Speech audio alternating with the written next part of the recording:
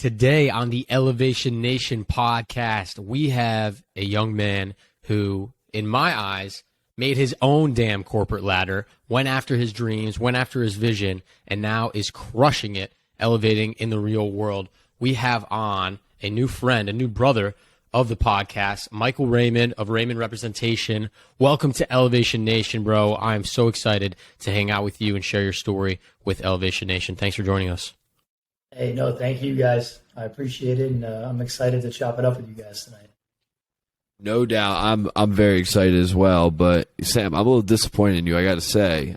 You're talking that Michael created his own ladder, but this is Elevation Nation. We're talking elevators here, dude. Come on, man. Like, that was the perfect play on words for you, and I missed it. You're right. 195 episodes later, still. That's on me. We got to go back to the branding guru, Rich Keller. He's gonna, we're gonna have to talk with him. 2 Make years your own later. damn elevator. I love it. There you go. There you go. I love that. Michael, what's up, bro? It's good to meet you. I'm excited for this conversation. Miami law school. One of my best friends from growing up went to Miami. Damn, this could be cool. I love sports. Love meeting new cool people. So, Elevation Nation doesn't know you. And honestly, I don't know much about you besides what Sam told me and my research. So we kick it off with a little bit of an elevator pitch. Tell us who you are. Oh, man. How long do I get? 15 or 30 seconds? Because, Depends on the size of the building. Yeah, exactly. All right. So, listen, my name is Michael Raymond. Pleasure to be with you guys. I went to University of Miami Law School, so, shout out to them and had a great opportunity there. I went to University of Central Florida as an undergrad, and, I'm from Broward County. I'm from the Miami area, grew up in South Florida. People won't know that because I'm always wearing Philadelphia Eagles gear, so everybody thinks I'm from Philadelphia. But my family's from Philadelphia, and I am a diehard Philadelphia Eagles guy, but yeah, I started Raymond Representation when I was in law school. I won't say I never thought it was going to be what it is now because I'm a confident guy, and I did think that I was going to be successful in this space, and I kind of always knew what I wanted, growing up, and I always wanted to be in the representation space. It was always something that I really, did a lot of research on. Always was studying, mentors and other people that are in the space. And, I'm just so excited for what it has become and, some of the things that we're accomplishing and everything that's going to come down the line, in the future. So, that's what I'm doing today. And, didn't take the traditional lawyer route like a lot of our friends and, kids that were in my classes with me. And that's really where I'm at now. I mean, listen, anyone who goes after their dreams and what they want and doesn't wait for them to be given to you, Parker and I have the utmost respect for that, and we're going to get into that whole story. But I guess let's kind of start from the beginning, right?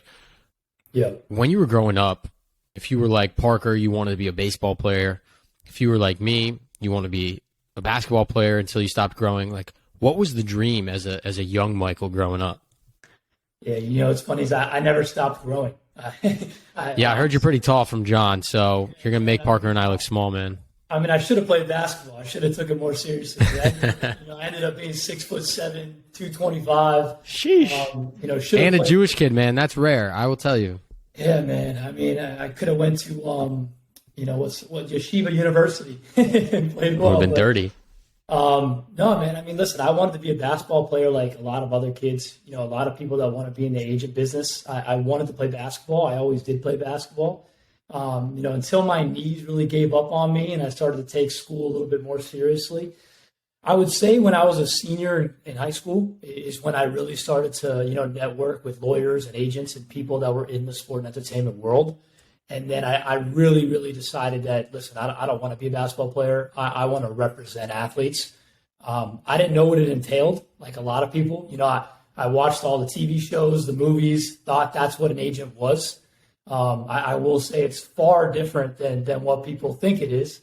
But it's fun. It's fun. And, when I got to UCF, I was lucky enough to have a phenomenal mentor, Scott Buckstein, that was the director of the sports business program there. And he really, took me under his wing, had a lot of experience in the representation space. His brother's a GM and was an agent as well. So really taught me tons of different things about the space. And that's where I fell in love with it, man. When everybody was telling me to not go that route because of how tough it is and how, shark it is in this space. And, it could be negative at times. So people were really like trying to talk me out of it. I honestly just got even more competitive and more excited to get into it. So that's really where I fell in love was at UCF. So, what does representation even mean? For our listeners, I want to make that clear. What do you even do? So, to keep it as simple as possible, our job is to protect our clients. So that comes in a lot of ways. Whether that's negotiations, right? So to make them as much money as possible, to get them better terms in a contract, to handle communications with a company or a brand or a team. So protection is number one. Number two is the babysitting, the client services part, to be there for your client, to, be the go-to guy, to be the mentor, to be the leader for them, because sometimes they don't have family members, or sometimes they do have family members, but they're looking for other people to help them as they grow. They want a separate eye. So that's another huge part of it. I mean, I'm texting and talking to my clients pretty much every single day. And that's probably the hardest part, is being able to consistently do that. But the most important thing is protection, like I said. I mean, our job is to, make them a lot of money, provide them a lot of different opportunities, and just try to set them up for success, whether it's on the basketball court, it's on the football field, and even more importantly, off of the football field and off of the basketball court. So, just connecting the dots with the right people and surrounding them with the right leaders. It takes a really unique personality, I think, to want to do that, right? You got to be a people person. You got to have a little bit of from the blind side, like that caretaker, that protector in you, to want to have the best for your clients at all times, because it's not easy, right? And being in the people services industry, which is essentially what you are, it's client management and client relationships. And so I want to go back a little bit, though, Michael, to going to UCF, right? And then deciding you wanted to be a lawyer. We talked about, you mentioned earlier, a lot of our friends take a very traditional route. Parker and I happen to have taken half a traditional route and half doing our own thing on the side. But a lot of people think that the only way to get to the top is, to quote the beginning of the episode, is to climb that corporate ladder, right? When did that switch in your head when you were like, I don't really want to go to a corporation. I'm ready to do my own thing? Because that takes some balls, man. I have some serious respect, because Parker and I still haven't even made the plunge fully. Well, there's two different conversations with this, right? I mean, the first one is when I went to law school was, did I want to be a lawyer, right? Traditional lawyer. The answer is I never wanted to be a lawyer. I knew that going in. I mean, even my first day on campus, they asked you, what is your favorite area of law, or, what are some of your hopes and dreams? And I was like, to not work at a law firm. I didn't want to work at a law firm.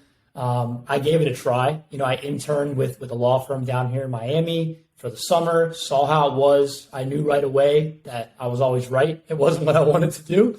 I wanted to continue to break into the sport and entertainment space. So what I did was I networked with lawyers in that space. I went to different events in that space. But again, I knew I didn't want to be a lawyer.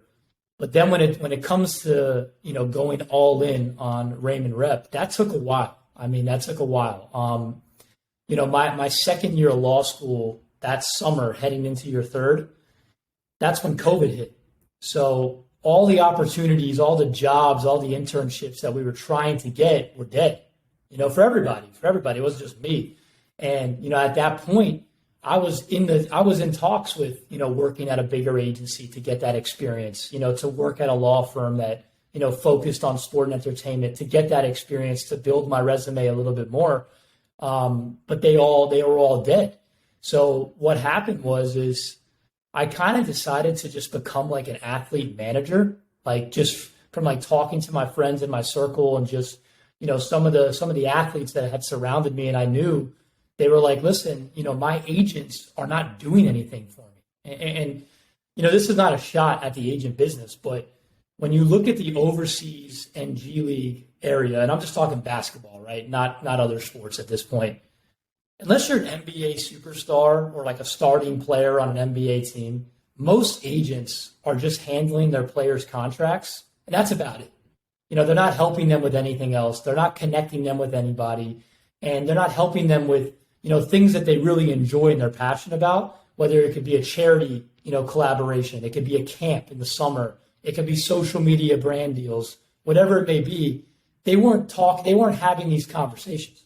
So I kept hearing that over and over and over again. So what I decided to do was, all right, listen, this could be a way for me to break into the industry. This could be my foot in the door, and I could start working with athletes now by just finding some way to provide value without being their agent. So that's how it started. And, I ended up working with 5 or 6 guys, and then I became their agent because I ended up getting my certification and then starting to handle all of the stuff for them over the span of like 6 to 7 months. And let me just tell you, I made $0, did it all for free, and was just trying to build up my resume and my network. And I'll tell you, I learned so much during that time. And this was all during law school, is what you're saying? All during law school. All during law school. So the similarities, I mean, Parker to us is uncanny a little bit with like, you found a problem, like a pain point that people were having. You did a ton of stuff for free to prove your value, and then you built yourself up. I don't know, Parker, if you thought the same thing when Michael was saying that, but I mean, that's kind of what we've been trying to do with Elevation Nation. We also have made $0. I mean, you're now way further than that. Now you're rolling in the dough. I mean, look at that finger ring right there, bro. I wouldn't say that, but it is surreal that we have come a long way. I mean, it's amazing, man. I'm the most humble. I'm trying to be the most humble person all the time, but I'm so grateful for like what we've built, because we have turned a company from making $0 into $1 million in revenue in a year and a half. Insane. So it's been crazy. It's been exciting as hell. And honestly, it just fires me up when I get to talk about it. So I'm just blessed, and to have guys like you, be able to network and talk about these things is so much fun for me too. So like back to law school, like you're doing this during law school. You're obviously like, I guess in law school you're not making much money on. Like what's keeping you pushing forward with it? Maybe you're like, wow, like there's something down the road that's going to click. Maybe there's some growing pains that you got to go through. But then also, like, you're in law school, but you say you never want to be a lawyer or practice law the normal way. Like, what's keeping you motivated on that side too to graduate? It was definitely the first option. I mean, I wasn't motivated to graduate. I was ready to drop out, and most people don't even know that. I mean, let me tell you, if I was making a lot of money the first year of Raymond Rep, I would have been very tempted to not graduate. But, one of the things is I like to finish what I start. I'm not a quitter. I was too far in.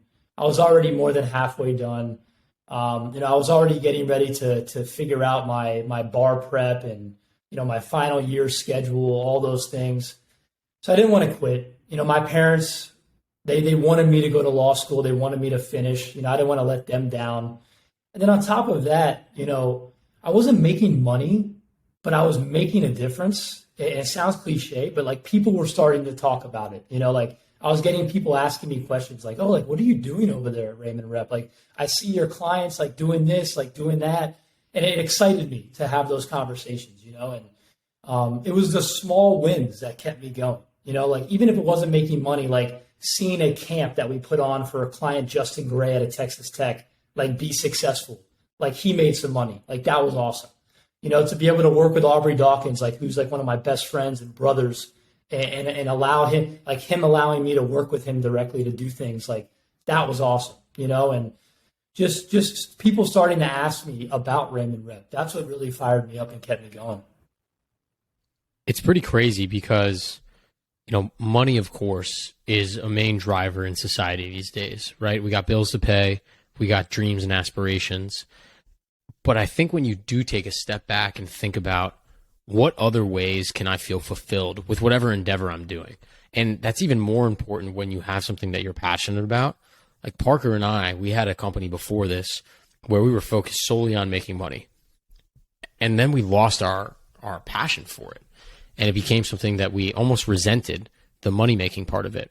And so we've taken a different approach with Elevation Nation of like, let's see how many people we can impact. How many people can we make a difference?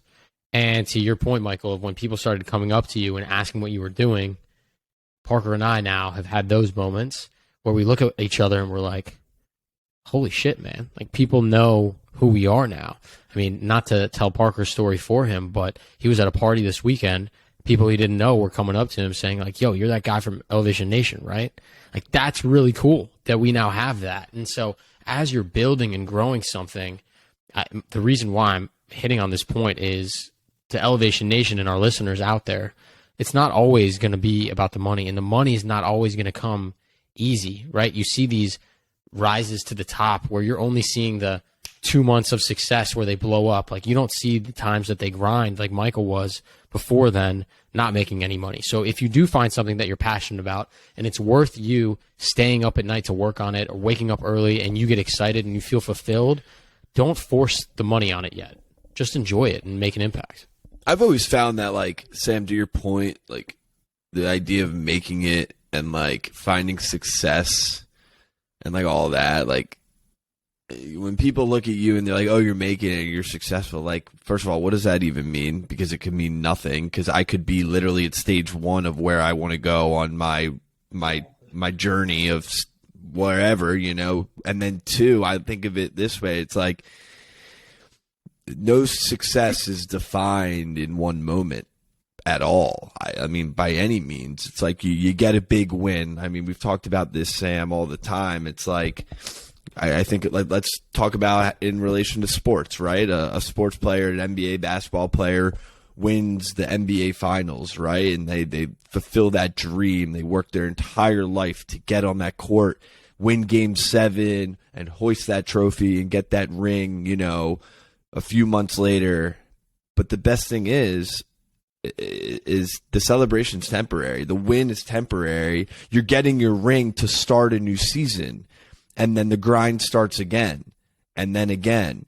And then when you look back, the success comes from the journey, the career, not from that one moment. If you ask LeBron James about what his success is, I doubt he would say that one moment I won that championship. No, it's the whole journey along that way. And that's where I think success comes from.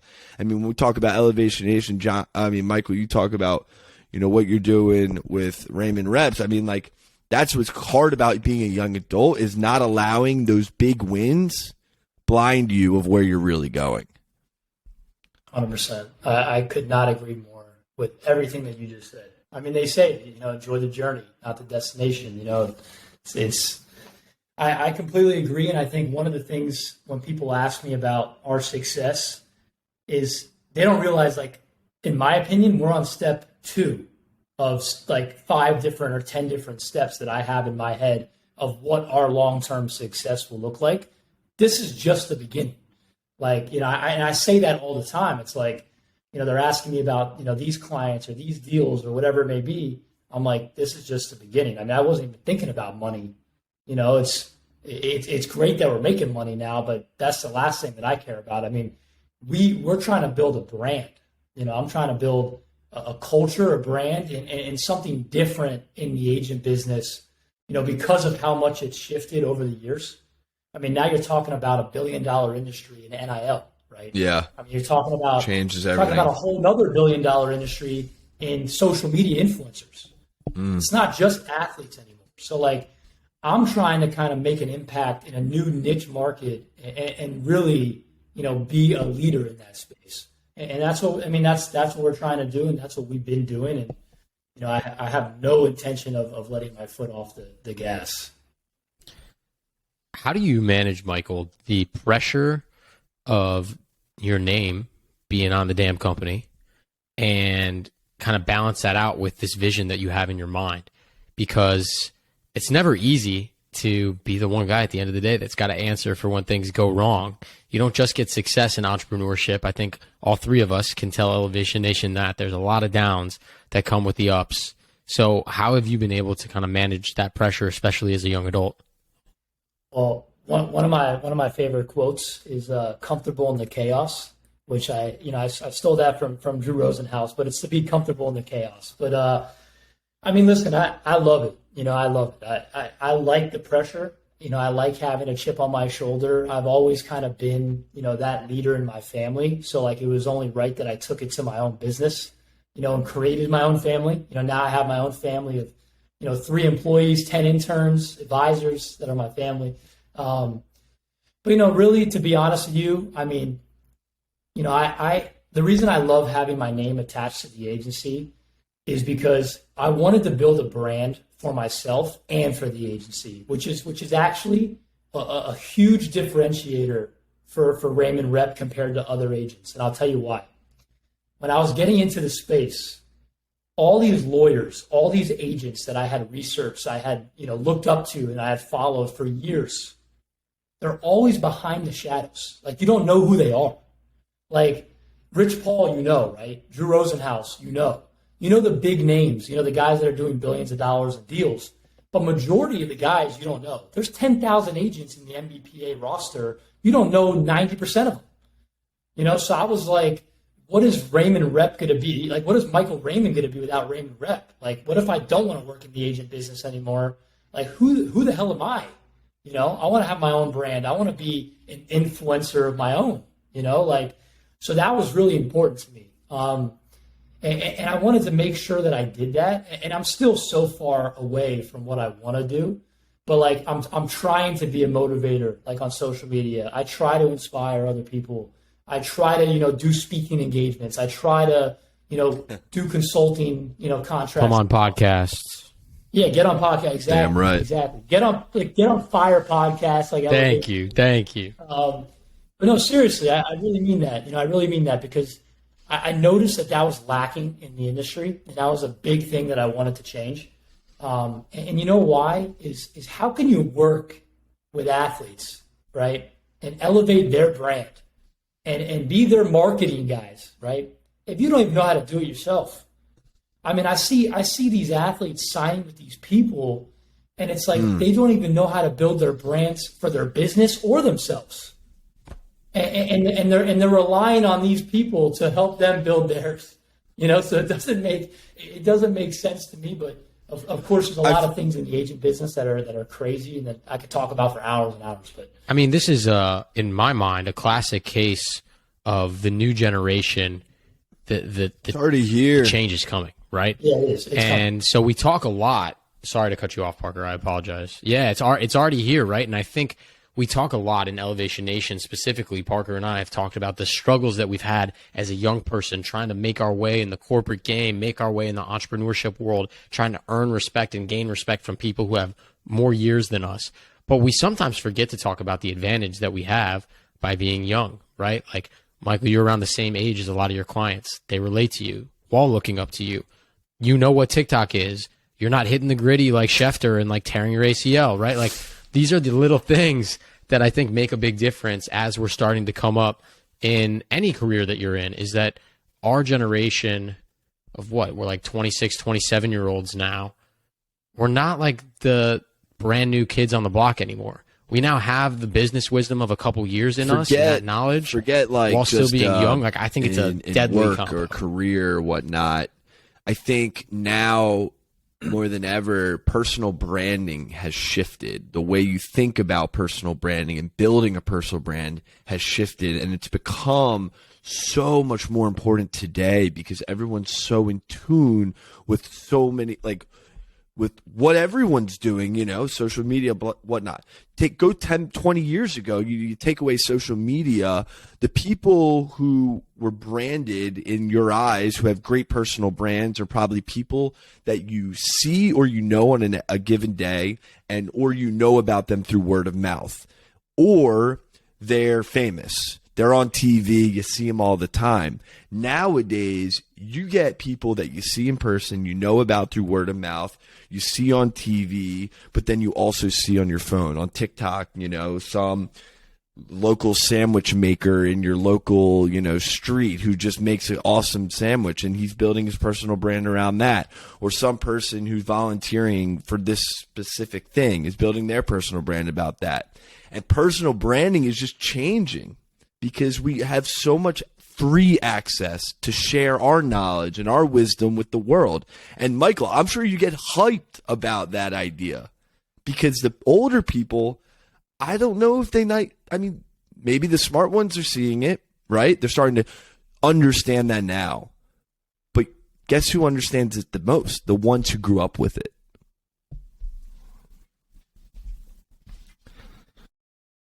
Yeah, no, 100%. First of all, shout out to Gritty, because that's one of our clients. So, shout out to him. But now, one of the things that I'll say is when it comes to recruitment, right, this is really important.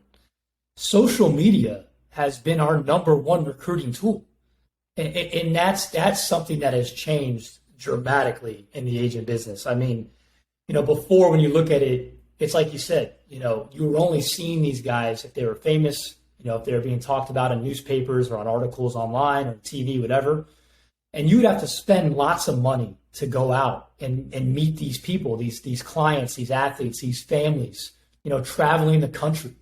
You don't need to spend money on recruiting anymore if you have a brand. Because I could just DM a kid and say, yo, look at all these deals I've done. Look at all my clients. Everything is right here for you. Oh, you want to hop on a FaceTime or a Zoom? All right, bet. Done. 2 seconds later, I'm talking to him and his parents, And then, of course, if you want to take it to the next level, you can go out there and meet them and do that if it's necessary. But, again, I have 35 clients now. 30 out of the 35 I've met on social media. And some of them I haven't even met in person yet because I just talked to them through social media. And then we had COVID, then I had, after COVID, I had to graduate law school, so I couldn't travel as much during that time. And then it's then my dad, I had to deal with my dad with a situation that we might talk about later. All these things that I've had to deal with that I can't travel. So social media has been such a positive influence on the business side. Now, social media is not always great. Sometimes I'm on it a little bit too much. It could be toxic. You don't see everything that's real. But, again, I'm somebody that has no problem showcasing the struggles too. Let's talk. I get on, I talk about it all the time. So, I think let's talk about the struggles for a minute, Michael. And I appreciate you bringing it up because I wasn't sure if we wanted to get into it. But Elevation Nation, Parker and myself have been praying and thinking about your father for a while when we heard from John. And I'm excited to hear that he's headed in the right direction. But I think not only were you in law school, not only were you studying for the bar, not only were you running a dope-ass company and getting new clients, building business operations, filing an LLC, all these things that come with a business, you still are a young adult. And more importantly, you're a son, right? And you went through a little bit of a scare with your pops recently. And, we're very grateful and thankful that he's starting to feel better. But let's talk about that for a minute and how you were able to balance all the different buckets of your life. I'll try to talk about it without crying because it does tear me up a little bit, to be honest. Yeah, man, it was hard. It was really hard. He got COVID really bad. He should have died. He flatlined twice. He was on life support. He was on ventilators. I was probably in Cleveland Clinic Hospital every single day for 3 months straight. It was the worst. This just ended. 2 weeks ago. This was like the worst time, personally for me and my mom. We were really, really struggling. My brother as well, but my brother wasn't around as much because he had to work full time. Me and my mom are both entrepreneurs. We both have our own businesses, so we can kind of work from anywhere. So I basically moved home, thankfully, which is only 30 minutes from where I live in Miami now. And, I lived back at home. I was in the hospital with her pretty much every day. It was right across the street from my house, Cleveland Clinic in Weston. And yeah, man, just thank God that, he's doing better now. He's home. He's healthy, but he's still, has a long way to go physical therapy wise and really has to learn how to walk and get his strength back and all those things. But let me tell you, it was a learning experience for sure. It humbles you real quick. You really quickly realize that a lot of shit doesn't matter. When I could tell you, we had moments where we were getting called at 4 or 5 a.m. that we had to run into the hospital because they were scared that something was going to happen. And those were the moments where I really thought to myself, like, none of this shit matters. I would give up Raymond rep. I would give up law school, everything to make sure that he walked out of there. Like I would do it all over again if I had to. But it was a moment. It was a good learning experience. I'm glad it's over. And, God has a plan for everything and for everybody. And, there was a reason that it happened, and we'll all learn from it. But I'm so glad that I don't have to go on without my dad. Thank God. So. And thank you for sharing that, Michael. And Mr. Raymond, I know you're listening to this when it gets released. We love you, man. We haven't even met you, but you're part of the family too. And we're thinking about you and very grateful that you're headed in the right direction. And Michael, I think you're spot on, right? Parker also had some really hard times during COVID with some family illnesses and deaths, unfortunately, and my family as well, right? And I think those are the times that we reflect on this shit. And yeah, we have this podcast. We talk about success and entrepreneurship and being a young adult and some of the things that we have. But I almost think that the most difficult part of being a young adult in this real world is have real shit. Real stuff happens in your life, right? I think when you're still under 18, I'm sure there are a couple things that happen, right? But for the most part, we're pretty shielded from the realities and harshness that exists out there. And I think you said it beautifully when you said that it puts things in perspective. And it's terrible, but sometimes these are the events that need to almost spark that flame in us to say, like, Michael, stop worrying about X or Y or Z or Parker. That doesn't matter. Like, focus on what's really important. And that's why I think one of the things that we stress on Elevation Nation is this concept of like self-awareness.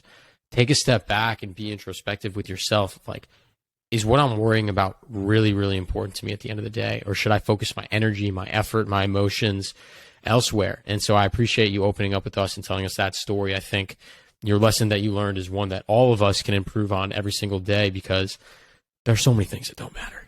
Like, pretty much everything we do every day does not really matter in the grand scheme of our lives. To go off of that, I mean, during COVID, one of the things that I learned, I'm sure you guys learned this, this as well, because everybody was kind of like in their own, I guess you could say like monk mode, during COVID. I have been stressing physical and mental health for yourself so much to every friend of mine, every family member, even my own parents. I've changed the way that they think, because, even my mom, she's an entrepreneur. She likes to think about money, her business all the time. And I'm like, Mom, not to shout out her age, but you're 60 years old, like, it doesn't matter anymore. Like focus on yourself for once, like take the time. Like for me, it's mandatory that I spend an hour in the gym. It's mandatory that I spend another hour just in the steam, in the sauna, breathing, meditating, just like calming myself every day. That's mandatory. Like, I don't even care if a deal has to wait till next week or if it falls through. It doesn't matter, because that stuff is mandatory and it always will be. And I think, honestly, if you shift your perspective to focus on your physical and mental health first, not only does it make you a better person, like, those are things that everybody should focus on. But on top of that, your business will just excel, in my opinion. I think you'll be even better if you do shift that mindset. Because when my dad was in the hospital, all I could do to kind of get away was go to the gym, was go in the steam room, was go in the sauna, to have moments to myself. And we had the 3 best months in business that we ever had. And God was just watching over us, to make me feel a little bit better during a tough time. Well, Michael, I'm glad your dad is doing better. And I mean, to that point around taking time for yourself and mental and physical well-being, I mean, I think if there's one thing I want people to take away from our podcast, right? Like, if our podcast, ended today and there was one thing that Sam and I made an impact on people, was that the idea as a young adult that you're so much more than your job. You're so much more than the things that you think you need to prioritize more than you. And it's crazy to think how we play, like, in society. There's this idea that we need to put our job before ourselves. We need to crank out that extra deliverable. We need to work that extra hour. We need to, make that extra sale so we can make a little bit more money, or just fulfill some needs that we have of our boss, or even more, fulfill some needs that we think we create in our own head that we have to meet, all at the expense of our well-being. And I just think it's, as a young adult, like, it's a different world today where we got time on our side, and I think output is rewarded a lot more than time, whether it's in an office, time in here. I clocked in for my hours and whatnot. No, show that you got what it takes through taking care of yourself and producing. And if you can do those really nicely, then why do you need to respond to someone else saying, hey, you got to work more hours if you're putting out the output? We got to change the narrative around this, I think.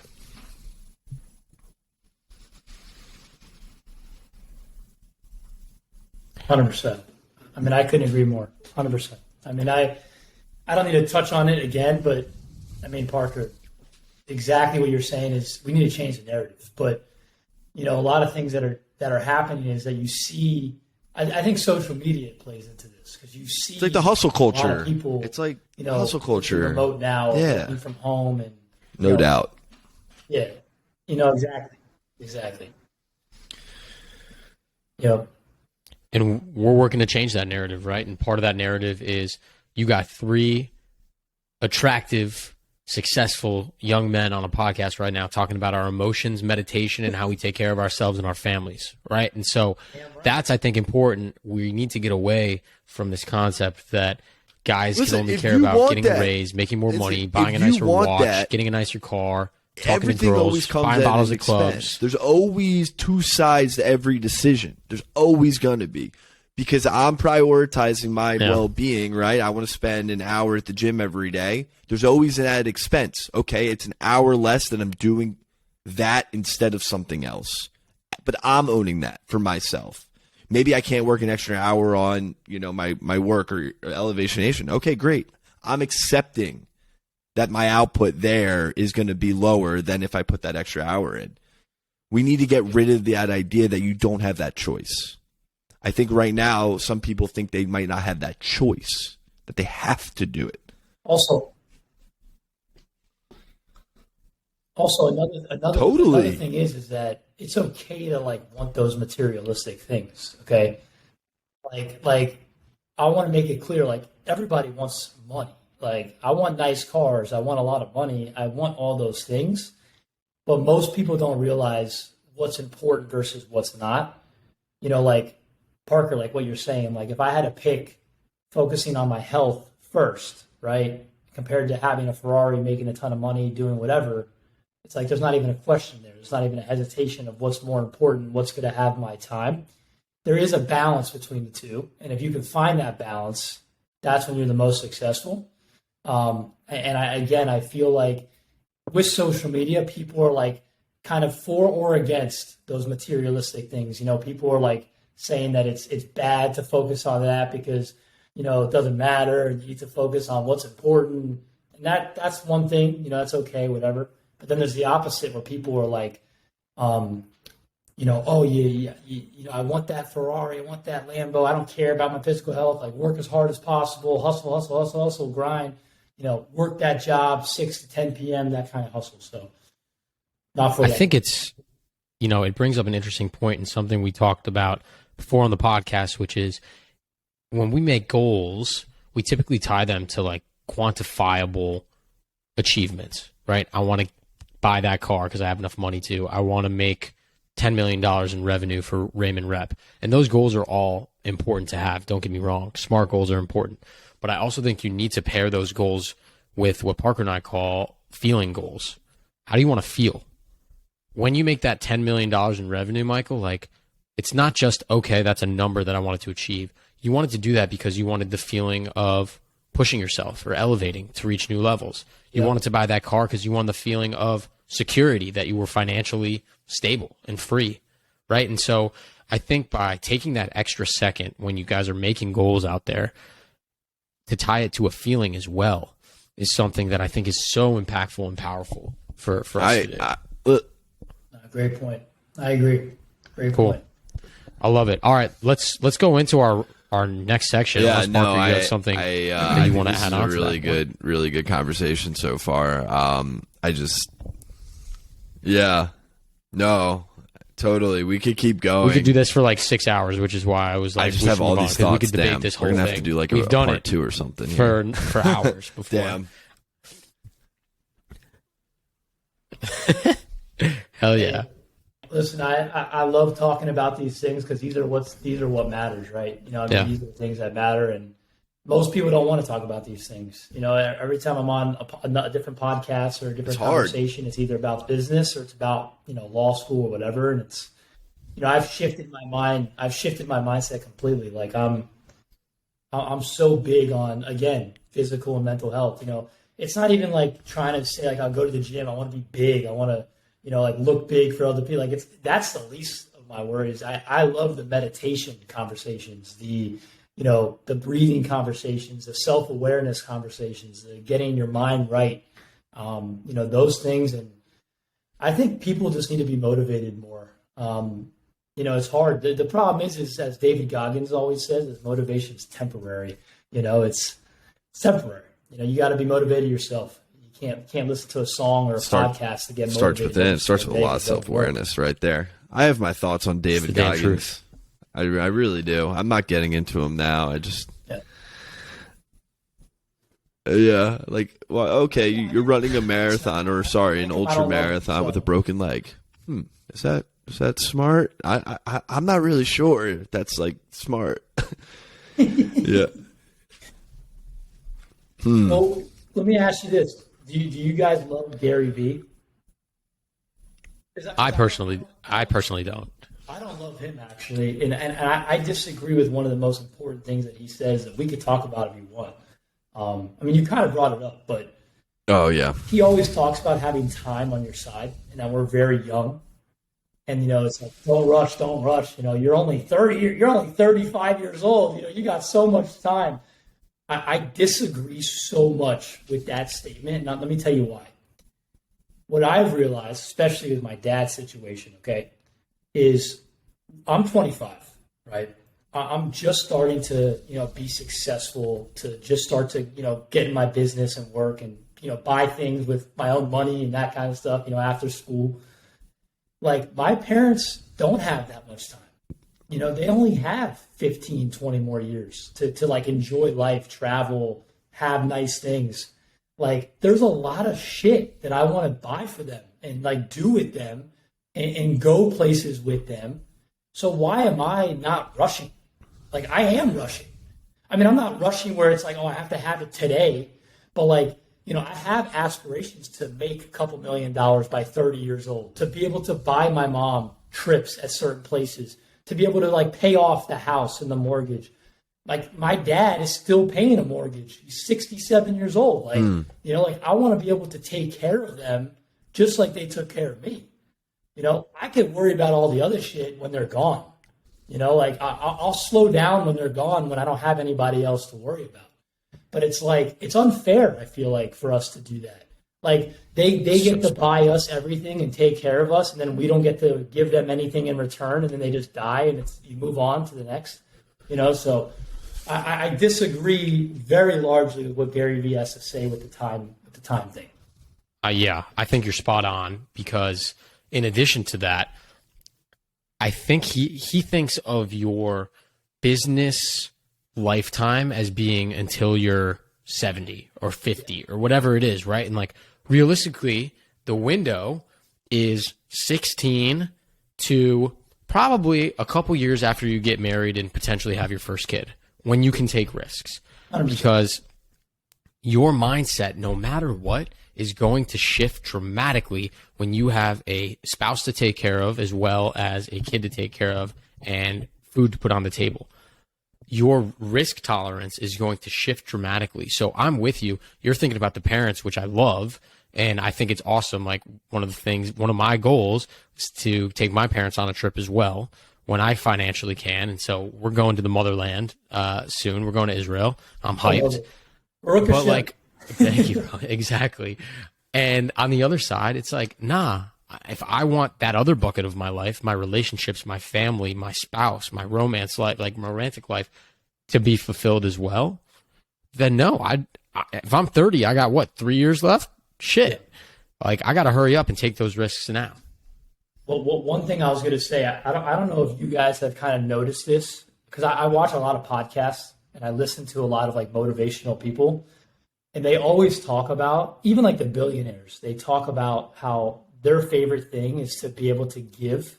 And that's why it's like really fun when they're rich, because they can really just spend their life just giving to other people and not have to do anything else. Like to me, I've only done this very, very, marginally, you could say, in a small form, but like giving to my parents and my friends and my family, it makes you feel the best. And that's why it's like, I'm in a rush, because like, I want to be able to just give.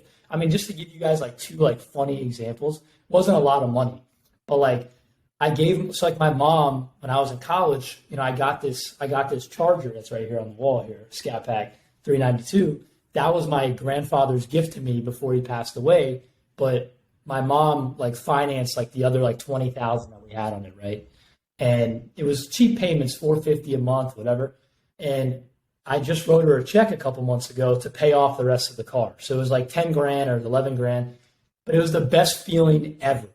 It was like the greatest feeling. I was like, this is what it feels like, to like be. And then like another just stupid example was like, even my buddy Jason was like FaceTiming me, and I was like, yo, did you get the new Call of Duty?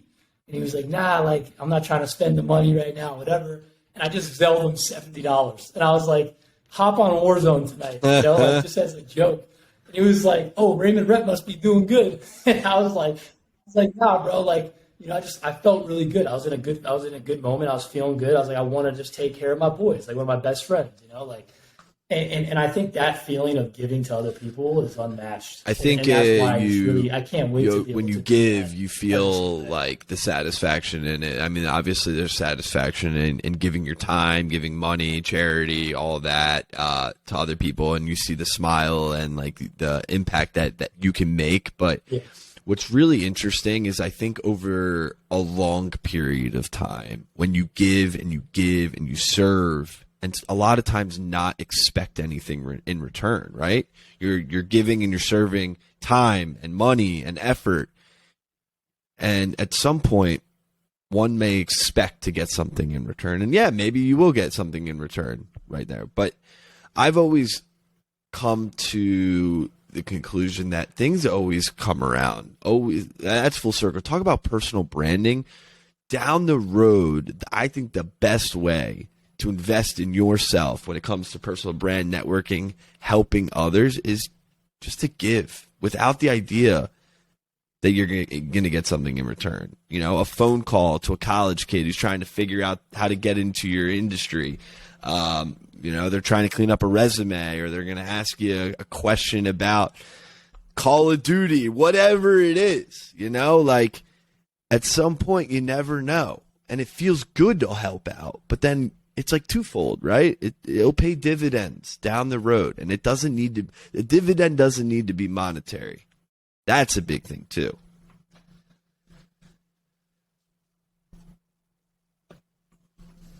100%. I want to highlight quickly, and then we can move on to our rapid fire segment. But one of the coolest things that I've started to realize, Michael, as we've gotten a little bit older, is you have all your boys, all your friends that you grew up with in high school, camp friends, now college friends, and we all, when we were growing up, right, we had dreams of like what we were going to do, who we were going to be, what we were going to achieve. And when we were younger, it was, maybe athletics, being an athlete, and then that slowly shifted in college to I'm going to be a lawyer, I'm going to be a doctor, I'm going to be a surgeon, I'm going to be an entrepreneur. And now we're living it. And some of the coolest things that we get to do on Elevation Nation, right, is Parker and I have our boys from home and from Maryland who are crushing it, and we're proud of them every single day. But every single week, we get to add another friend into kind of our family, our Elevation Nation crew, that we get to just be proud of.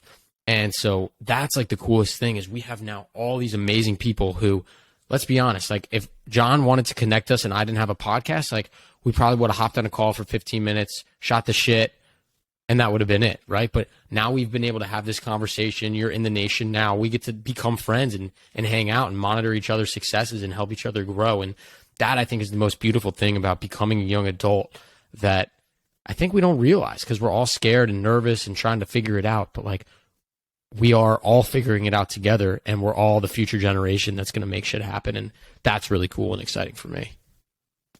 Yeah, no, I appreciate that. And also, John is an inspiration and just such a good dude on his own. And I love that kid like a brother. And on top of it, you guys also had my other boy on, Brad Crowell. Ridiculous. Who was kicking the sheets every single day. Yes, he is. And, a total inspiration, that kid. And, he's doing a phenomenal job. And if you even ask him, he had called me and was asking me, like, should I go all in? Like, with this kick the sheets academic weapon situation. I said, I didn't even hesitate. I was like, damn right. I was like, 100%, bro. I was like, this thing is going to take off, and it did. And I'm so proud of that kid. I honestly hope that he becomes one of the most famous people on the planet, because I love it. He's well on his way, man. He is quite the character. And yeah, that's one other cool part about this, right? Brad's in the nation. You're in the nation. We have so much overlap in the nation. We make connections in the nation, and that's what we're building here. We're building a community of young adults who are elevating themselves and the people around them. And so when you have that elevator mentality, like Parker said, you give without expecting. You give time, you give effort, you give guidance, you give advice, whatever it may be, and we all support and help each other elevate just a little bit more. And so that's what's beautiful about this nation. We are so excited that, Michael, you're now in this with us, man. Once you become part of the nation, you can't escape. So sorry about it, but you're here with us, and we love it. So let's go on to our next segment. We got a rapid fire segment here. We got a few questions that we're going to ask you. First thing that pops to mind. We didn't prep you on these, so you ready for this? I will try my best. All right, let's do it. Okay. You do sports representation for the most part, influencer representation, but let's talk sports for a minute here. What's your favorite sports memory, you ginormous Philly fan? What do you got for us? Easiest answer ever is Philadelphia Eagles Super Bowl 2017. I figured that was going to be your answer. All right. Best moment of my life. You know what the best moment of my day yesterday was on my birthday? Is when the Eagles fucking won their game, so I won my parlay. Yeah, like the last second. It was... I know. I had the Ravens. They almost lost that Eagles, game. Straight up. And they made me sweat. Listen. One thing I'll say. Fair enough. He's a stud. All right, next question. Right? Next question. All right. You're a car guy. You got a car behind you right now. You say you were gifted a car. You just dropped like 10 G's on a car to pay it off. What is it about cars that you love so much?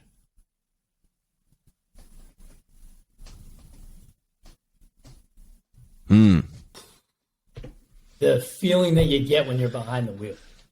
So for me, I'm an exhaust guy, an engine guy. I like hearing the sounds. So for me, it's like, you put me behind a V8, 485 horsepower. I just like hearing that manly, that sound. And to me, like a 911 Turbo S, hearing that twin turbo, it's a game changer. GTR, my dream car. Love it. I love the sound. It is the best part.